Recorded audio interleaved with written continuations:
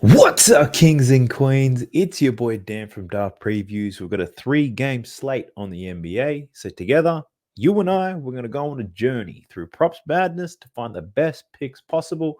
We'll break down all the key players, talk about their matchups, we'll talk about their form leading into this game. I'll tell you what I like, what I don't, and I'm doing all this to help you make the best decisions possible when it comes to sports betting. Now, I've been thinking about a name for these types of videos because NBA Player Prop Insights isn't very catchy. I thought of NBA Cheat Sheet, but I feel like that seems too common.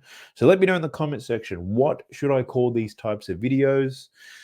The channel's called Daft Previews after all, so we're previewing the slate, I guess, but help me out. Drop your ideas in the comment section. What should I call these types of videos? Now we've got 3 games. Let's dive into it, shall we? Let's go. So we're jumping into Props Madness first. If you did not know, Props Madness has all the advanced data that you need on this wonderful layout. It helps you do some crazy advanced filtering. And believe it or not, the best cappers out there, they're using this. They may not tell you that they are, but you can see based off the stats that they mention, their explanations, they're using Props Madness. So go ahead and do yourself a favor. Check it out. 7-day free trial in the video description below. And I'm the only man on YouTube that can get you a discount. So use the code DAFT when you sign up and you'll get 25% off. So we got 3 games on this slate. The first one is the Detroit Pistons and the Brooklyn Nets. Quick look at RotoWire to see what's happening with some lineups. For Brooklyn, we've got Ben Simmons as a game time decision, of course. Just happens to be a pretty important piece, whether he plays or not. And he's still having some back injuries. So lower back injury management. He sat out the first leg of a back-to-back earlier this season, so not surprising if he does happen to miss this game because they do have a back-to-back. Every fucking team playing at the same time the following day. So likely Ben Simmons does not play given that it's a back-to-back. So we can use that as part of our research. But we're talking Pistons versus Nets. And where would we like to start? Let's start with Cam Thomas. He's already on our screen. We'll go through all the Brooklyn players and then we'll see where we end up. Brooklyn favorites in this game, 3.5 points. Game total set at 219. So already, just by looking at this tells me Cam Thomas has a pretty good matchup to score the ball. His line's at 25.5. He scores most of his points as the pick and roll ball handler. Detroit, bottom 4 in the league in defending the pick and roll. There it is. He scores 30% of his points in that pick and roll as well. So that's a good matchup. He scores 40% of his points above the break. Detroit, bottom 10 in the league at defending above the break, and they're awful in the mid-range as well. So perimeter scoring, Cam Thomas is going to be able to get some shots up, that's for sure. The question is, can he make them? Now, looking at his season form, he's covered this line in 4 out of 6 games, averaging 28 points a game, just torched the Bulls with 32. The problem with betting on Cam Thomas is going to make you sweat because he starts off games really slow. He leads the league in fourth quarter scoring. So in the fourth is when he typically turns up. So an angle that you could play here for Cam Thomas is just wait and bet it live. See what the live line is like because he does start quite slow. You might get a better number than 25.5. But my initial thoughts here are to take the over. But we might want to dive a little bit deeper there. He gets to the free throw line. Detroit don't allow too many of those. Scores in the spot as a spot-up shooter. Detroit not great at that either. But what we can also do is play with some filtering to see what's been happening. So he's playing about 33 to 35 minutes a night in every single game this season. So the minutes are definitely going to be there. And he's got a good matchup when it comes to above the break and pick and roll. So if we play with last season's data, because it's a bigger sample size, we could say in the regular season, looking at advanced filters against the bottom 15 teams at defending the pick and roll, against the bottom 15 teams at above the break defense, when he plays at least 30 minutes a game. What did he do last season? He covered this line in 6 out of 11. He averaged 27.7 points. So still somewhat positive, but it's not screaming out, take it. Another angle we could just look on this season is how is he performing in the games without Ben Simmons? Because most likely Ben Simmons does not play. So he's only played the 1 game without Ben Simmons. Scored 26 points in that game against the Denver Nuggets. 22 shot attempts in that game, 1 from 8. So he didn't shoot very well, but still managed to cover this line. I wonder if his assist line's at 2.5. He only had 3 assists in that game without Ben Simmons with 7 potentials. So where are we at with Cam Thomas? I do like the over. I'm definitely leaning that way. Just as an FYI for you, I'm on the hunt for probably one best bet from each game. Just one. Just looking for one. So for now, we've got Cam Thomas. I don't mind that. Problem, Dennis Schroeder, very similar play type as Cam Thomas in terms of where and how they like to score. So Dennis Schroeder also scores 32% as a pick and roll ball handler, as a spot up shooter as well. He also scores a lot of his points above the break. And we just spoke about this. Detroit, not good at defending either of those things. So he does have a great matchup. But let's have a look at how he performed in the game without Ben Simmons. I don't even really need to. It was his Denver game. So Dennis Schroeder scored 28 points in that game, which is pretty wild. So he does have a massive upside, I would say. So we need to differentiate between Dennis Schroeder and Cam Thomas. Now, I don't necessarily buy into this too much because I do think the play type is more important. But when you've got point guards and shooting guards who have very similar play types, suddenly defense versus position could come in handy. Now, we'll let you know that Props Madness are looking to add this to theirs as well. So that won't be too far away. But I'm using Fantasy Pros for this one. And let's take a look just at this season's data. And we're looking to see how the Detroit Pistons, how they defend point guards and shooting guards. So Detroit, in terms of points allowed to point guards, better end of the, look at that, 3, 6, 7. So the top 7 in the league in shooting guards. So they don't let those two guards score too many points.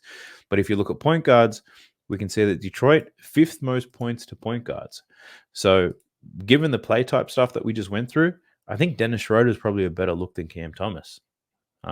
So I'll take note of that. Dennis Schroeder is my guy right now. But one thing that Dennis Schroeder can also do, he can pass that thing around. His assist line's at 7.5. He played one game without Ben Simmons. He had 14 assists, 23 potential assists. In the games with Ben Simmons, 14 potentials, 13, 9, 10, and 9. So Dennis Schroeder, dominant ball handler with Ben Simmons out. I actually wouldn't mind taking the points plus assists here. I think the points plus assists could be a good look. There's potential for him to cover this in points alone. So I think Dennis Schroeder, points plus assists, is my favorite so far. Now, you guys don't have to take any of these bets that I'm talking through. I'm really just talking to myself, but sharing with you what I find, why I like it, right? So it's up to you how you choose to play this. You still might bet on Cam Thomas based off what I've told you. All right. Who else is there? Cam Johnson. His points would be an interesting one. He has been scoring a consistent rate, but his line's at 14.5 and hasn't been getting it done. He's a spot up shooter. So he's got a pretty good matchup here. You can lock him in for 10 points for any of your bitch ass parlays, that's for sure. So Cam Johnson there, but points line not necessarily loving it. The matchup isn't ideal. It's okay, but it's not the best matchup. Let's look at Cade Cunningham now. So Cade, his points props at 23.5. He's averaging 25 a game this season, 3 out of 6 games on the year. Has gone under in his last 2, though. Now, we can already see here he's got a tough matchup.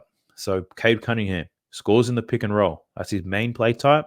Brooklyn, top 2 in the league at defend pick and roll.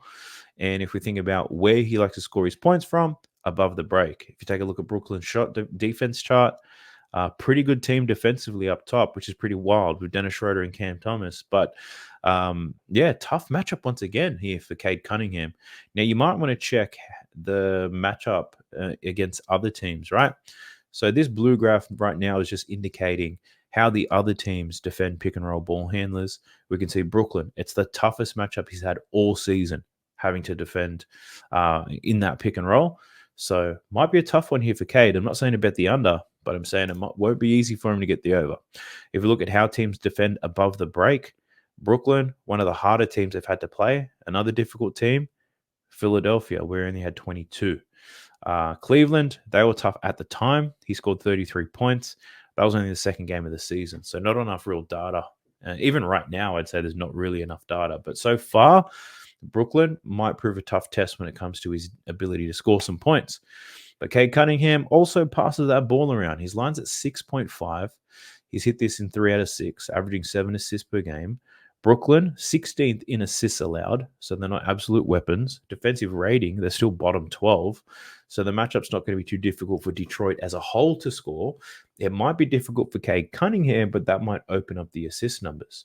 Now, Trae Young, similar play type as Cade Cunningham offensively. He had 12 assists against the Brooklyn Nets when he played them. So the assist could be a good look. The problem I see here, the odds for it are ass. You're looking at minus 150-ish for Cade Cunningham to go over, which means the sports books are predicting an over in his assists. So given how bad those odds are, though, it's not an absolute lock for him to go over. I'd lean to the over for sure, but not that I'm willing to play.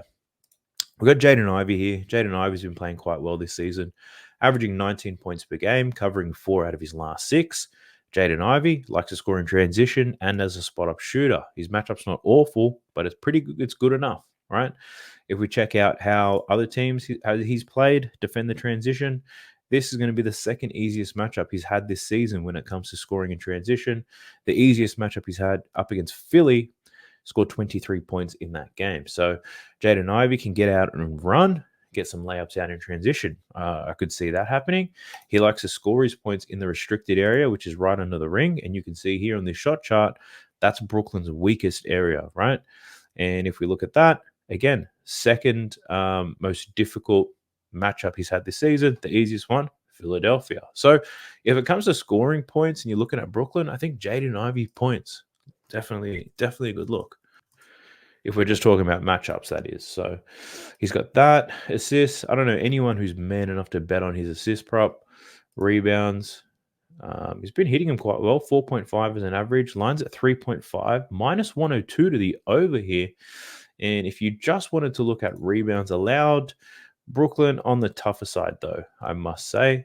But given the volume of minutes he's playing, sure, I'd take Jaden Ivey to go over his rebound prop. I'd lean to the over there for sure. Next up, let's just take a look at Jalen Duren. He's been somewhat disappointing this season. His points prop, not much to say there. But if you look at his rebounds, his line's at 9.5 every single game. He's averaging 8.8. He's gone under this 4 out of 6 games. And the matchup's not good enough for me to take a look at Jalen Duren. Tim Hardaway, I want to show you this because this has been pretty much a wagon. It's not necessarily his points prop because he does have a somewhat difficult matchup today as a spot-up shooter, but his assists and his rebounds, taking the under in his rebounds has been a lock. He's averaging 1.2 rebounds a game this season. The under's at minus 128. What I've been playing is under in his rebounds and assists. You can see he's got under in every single game. You look at minus 120. Minus 115-ish if you go under 4.5 rebounds plus assists for Tim Hardaway. I have bet it a few times. The matchup, not good nor bad here against Brooklyn. So I'll leave that for you to consider. So from this particular game, I'm really liking Dennis Schroeder, though, points and assists from what I've seen.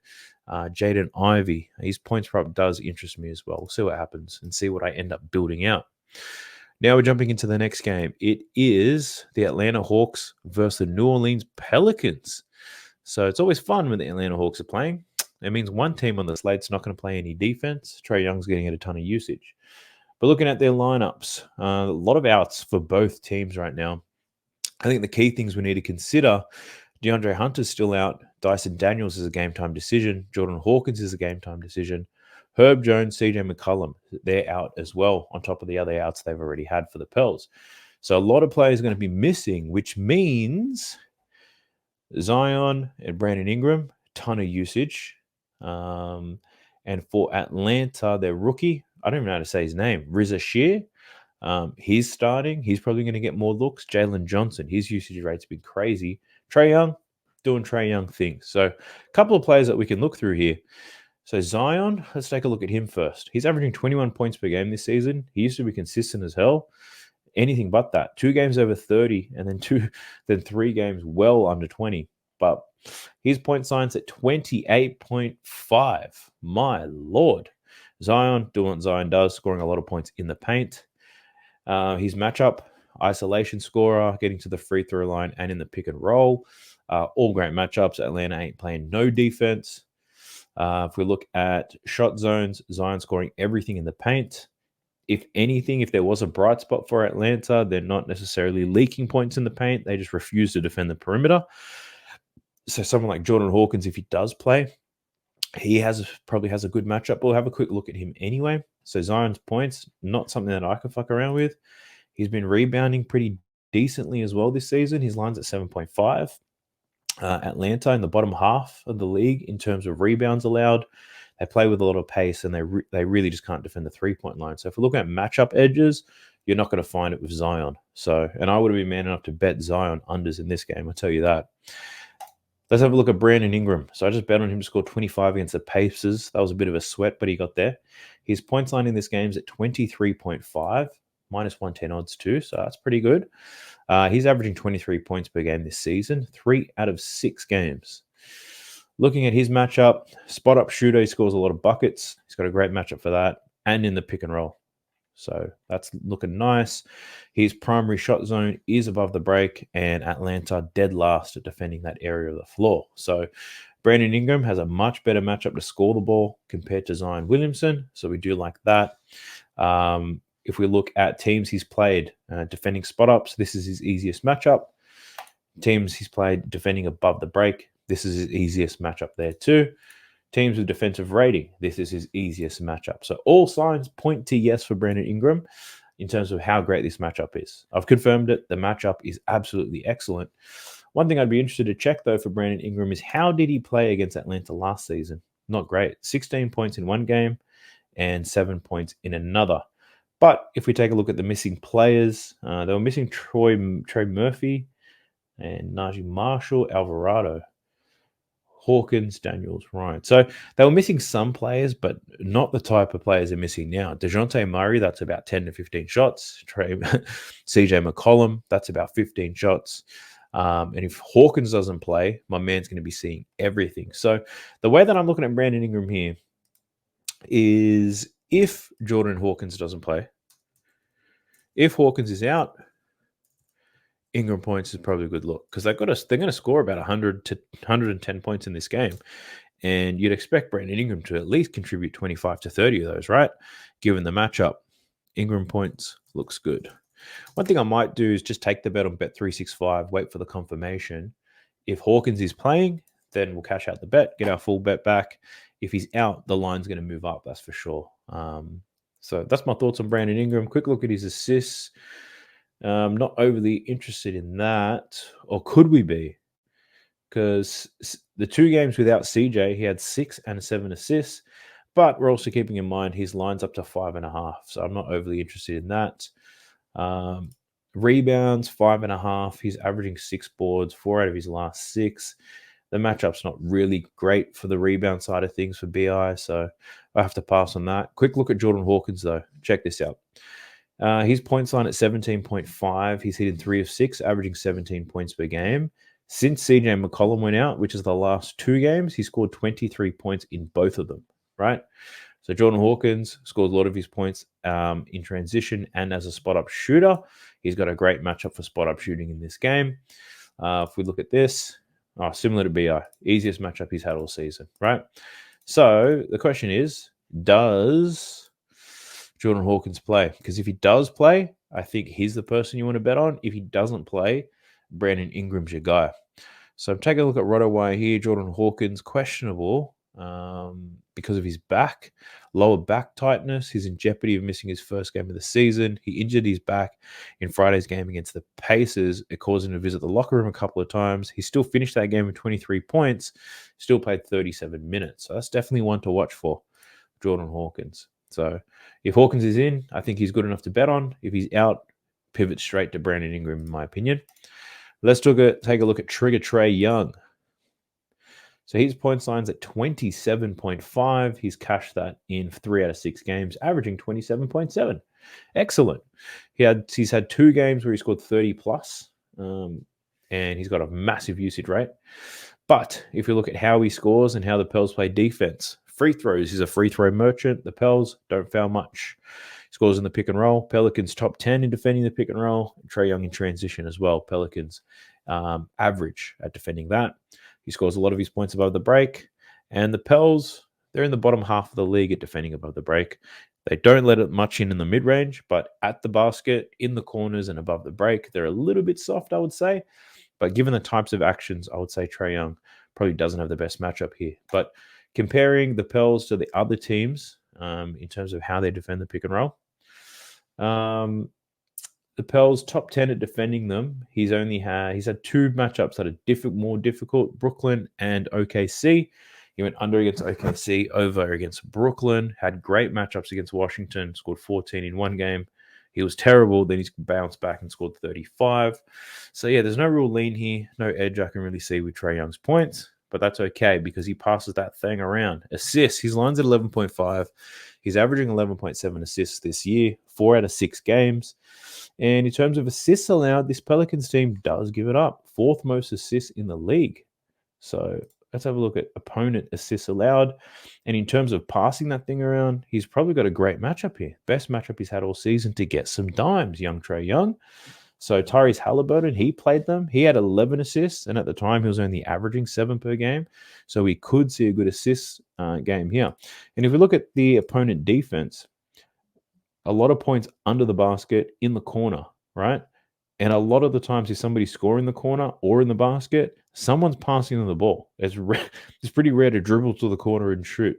So I think the assist could be a good look. You could be finding players under the rim and in the corner. So we'll find those players there. But I think Trae Young assist is an interesting one. Trae Young assists. Give me that. I like the look of that one.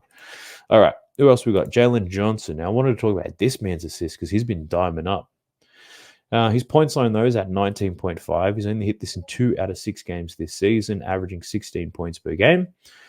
Now, Jalen Johnson, his shot chart scores a lot of points right into the basket, but he does score most. He's a spot-up shooter, getting to the free throw line and in transition. So I will say that his matchup is probably not ideal in this particular game. I don't necessarily love it. Just love him to score some points here, but his usage rate will be high. So his assists, that could be another pivot. His line's at 4.5.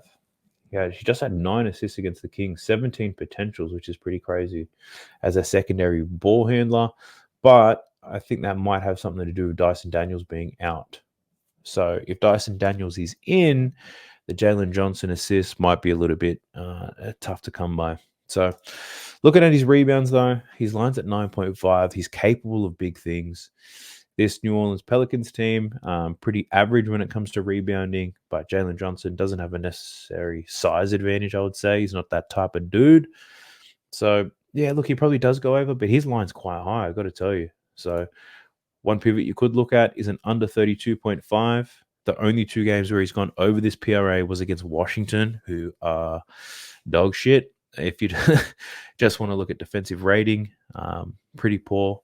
But at the same time, Pell's not that great either. So, yeah, if I had to bet on Jalen Johnson, I'd probably just lean to the under in his PRA.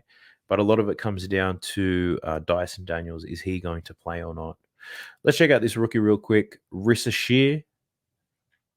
Someone correct me, please, in the comment section. But looking at his chart, he's scoring at the basket and he's shooting them corner threes. Problem is, he hasn't been shooting very well. 1 from 6 from deep, 2 from 7, 1 from 4. Yeah, he's shooting like 25% from the 3-point line at the moment. His line's still at 11.5, so I couldn't trust him to go over here, regardless of how good the matchup is as a spot-up shooter. So I'll probably pass on him. Clint Capella, who bets on Clint Capella anymore? He scored all of his points running in the basket, though. Line's at 10.5. He's covered this in 3 straight games. That's a whole lot of dunks for Clint Capella. And as we mentioned, this New Orleans Pelicans team lacking true centers at the moment. Play type's probably not ideal for points, so you might want to pivot to rebounds. His line's at 7.5, but Clint hasn't necessarily been rebounding like a beast. DeAndre Ayton ate this team alive. He's a similar type of player, but yeah, Clint Capella not rebounding that well as of late. And there's no lines yet for Onyeka Okongwu. So I've taken a couple of notes from this game, pretty much on the point side of things. If Hawkins is out, Brandon Ingram's a look. If Hawkins is in, we might take a look at Hawkins. But the other side of the ball is Trae Young assists. It doesn't matter if Dyson Daniels is in or not. Trae Young's going to be demanding the hell out of that ball. If anything, Dyson Daniels might give them an extra corner shooter to play with. So I think those are probably the ones I like the most in that game. But we'll see where we end up when the lineups are confirmed. Now we look into the last game. It is the Orlando Magic versus the Dallas Mavericks. Let's go. What do we have here? So Dallas 8-point favorites in this game. Of course, no Paolo Banchero, so we'll see how we go. Orlando, they've got Giga Bataze and Wendell Carter Jr. game time decisions. So if they're not good to go, maybe a Mo Wagner could be a good look. And for Dallas, pretty much the same team they have had all season. Maxi Kleber's out, Dante Exum as well, but they're not going to move any players' lines, and they're not going to impact anybody. But let's talk about Luka first. His points line's at 28.5. He's covered this in 2 out of the 5 games this season, averaging 27 points per game. So not playing extremely well. Shot percentage has been the biggest challenge for him. Up against the Orlando Magic, who provide a tough matchup. So in the pick and roll, the Magic are 14th. In above the break threes, the Magic are top 5. So somewhat difficult matchup for Luka, but is there such a thing? Like Luka can cook anybody in any given day. It all really comes down to shot percentage. And is he going to shoot well enough to score 28.5 points? That I cannot answer. I prefer to wait and see. His assist prop, though, it's at 8.5. He's actually gone under it every single game this season. You would have thought by adding Klay Thompson, he'd be diamond up. Now, this Magic team does give up some assists. 17th they rank in the league, which is about average. So the matchup's not good nor bad, so I don't want to play there. And if we look at rebounds, Luka's averaging 8.4 rebounds per game. The Magic, again, mid-tier in terms of rebounding. So, yeah, I don't see an edge on Luka right now. He's not in that triple-double form. He's not scoring 40 points a night. The stroke's just not there right now. So I'll probably wait for him to get a little bit of match fitness. Fat Slovenian boy. But let's talk about Kyrie. Kyrie been picking up the slack. Check this out. 3 out of 5 games, he's covered his line of 22.5, averaging almost 25 points per game. Kyrie scores in the pick and roll and in above the break threes, same as Luka.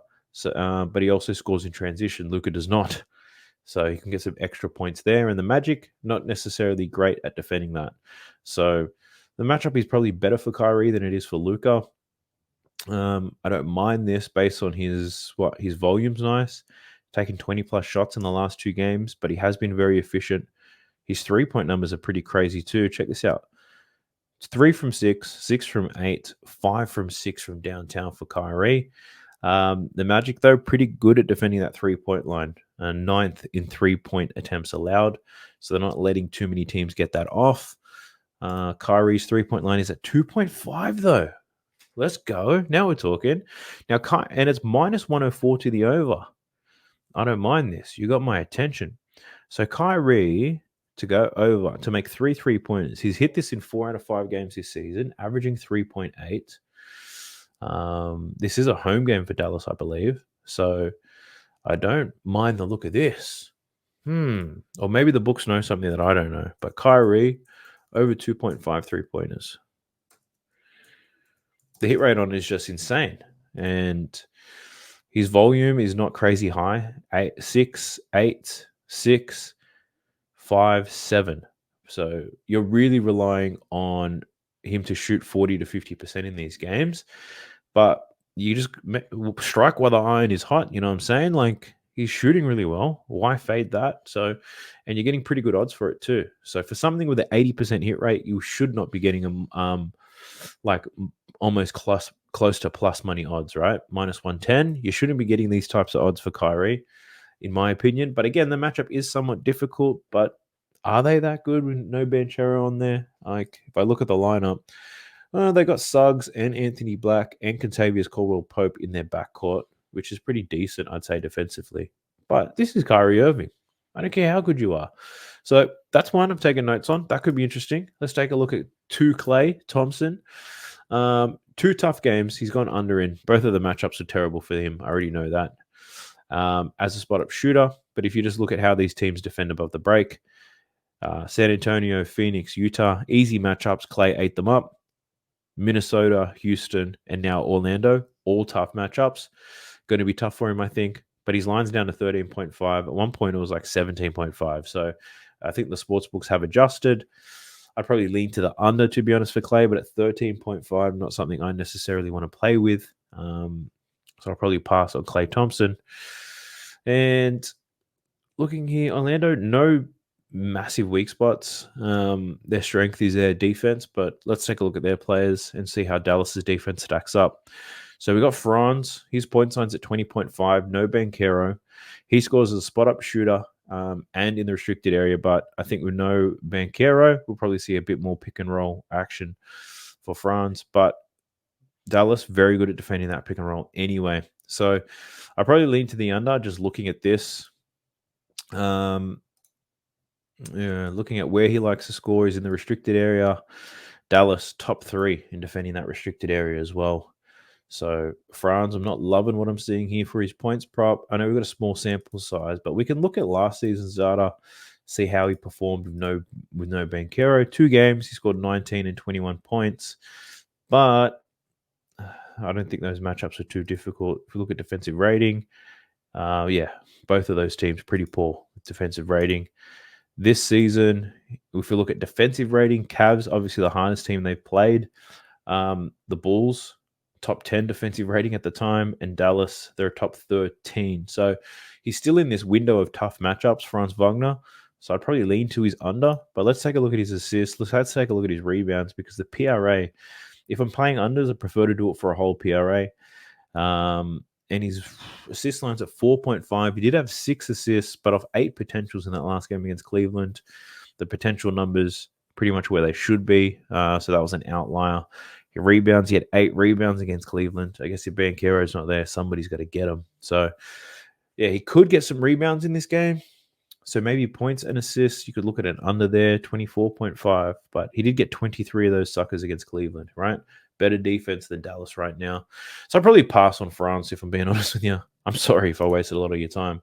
But this man, Jalen Suggs, my lord, he's playing good. I know he got paid this offseason, but it looks like he's worth it at this point. So Jalen Suggs scores as a spot-up shooter above the break, right? Typical guard, plays defense, and he shoots a lot of outside shots. Up against Dallas here. Now, looking at this season, 3 out of 6 games, he's averaging 18 points per game. Banchero has only played the 1 game without Paolo, scored 28 points against Cleveland. He was only 1 from 7 from three-point land as well, so definitely there's room for improvement. And he took 20 shot attempts in that game. So I think that's really good news. If he's going to take 20 shot attempts, I love this. If we look at last season's data and we just look at his shot attempts, the most he took in a game was 18. So I can't even replicate that. But if we look at games where he took at least 15 shots, he was over this line in every single game. So he took 20 in that last game against Cleveland. There's a chance he takes more against Dallas, or he takes the same amount. But even if he takes between 15 and 18, you can see it in the numbers here. Between 15 and 18 shots, he's over every single time. If it gets to 14, he hits at a 75% hit rate. But Jalen Suggs and this lineup, Anthony Black's not taking shots, Caldwell Pope ain't creating shit. Franz, like I said, has a tough matchup. All signs point to Jalen Suggs to throw that thing up. So I think Jalen Suggs has just overtaken Kyrie as my favorite look for this game. And I hate that because Kyrie's my guy. But his volume, Suggs, is just arousing.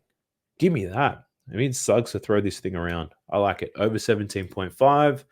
Bet365 has it at 16.5. That's beautiful. That's what I'm talking about. I might hit that as soon as I finish recording this.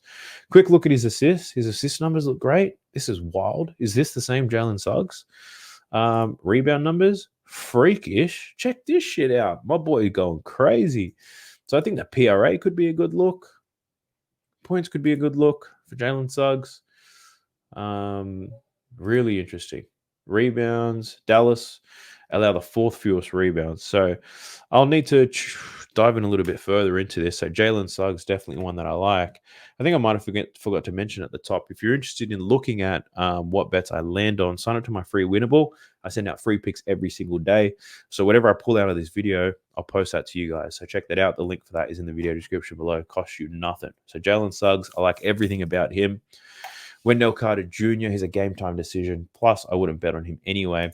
One person people are probably going to be betting on is Anthony Black. I know I bet on his assists in the last game, which cashed. So he's been promoted into the starting lineup. Let's talk about it. His point line's at 7.5. He's a pretty long guard.